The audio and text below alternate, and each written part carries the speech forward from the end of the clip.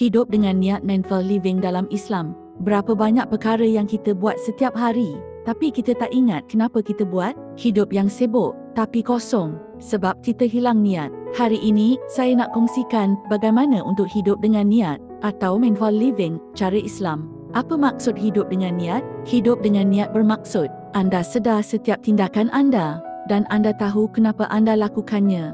Bukan sekadar buat secara rutin, tapi dengan kesedaran dan tujuan. Nabi SAW bersabda, sesungguhnya setiap amalan itu bergantung kepada niat. Kisah Bukhari dan Muslim, niat menjadikan perkara biasa menjadi luar biasa. Contoh, tidur jadi ibadah, makan jadi amal, bekerja jadi pahala. Kesan hidup dengan niat. Bila anda hidup dengan niat, anda lebih tenang. Anda tak mudah hanyut dalam dunia. Anda rasa hidup anda ada makna, bukan hanya mengejar, tapi memahami. Contohnya, anda bukan sekadar buat kerja, tapi dengan niat untuk menafkahi keluarga dan berkhidmat. Anda bukan sekadar bersedekah, tapi niat untuk bersihkan hati. Hidup dengan niat, hidup dengan kesedaran bahawa anda sedang menuju akhirat. Latihan mudah mindful living. Berikut 3 amalan mudah untuk mula hidup dengan niat. Pertama, mulakan hari dengan niat jelas.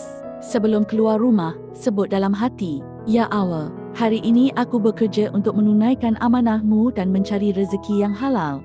2. Sebut niat kecil sebelum tindakan biasa. Contoh, saya mandi untuk menjaga kebersihan yang suka. Saya solat untuk tenangkan jiwa dan mendekat pada Allah. 3. Tutup hari dengan muhasabah niat. Tanya, apa niat saya tadi? Adakah saya buat kerana Allah atau kerana manusia? Seruan bertindak. Hidup dengan niat menjadikan setiap saat anda bernilai dan berpahala. Bila anda hidup dengan niat, anda bukan sekadar hidup. Anda hidup dengan sedar dan menuju syurga Allah. Komen, saya pilih untuk hidup dengan niat dan kesedaran. Jangan lupa like, share dan subscribe untuk lebih banyak video kuasa minda dan motivasi.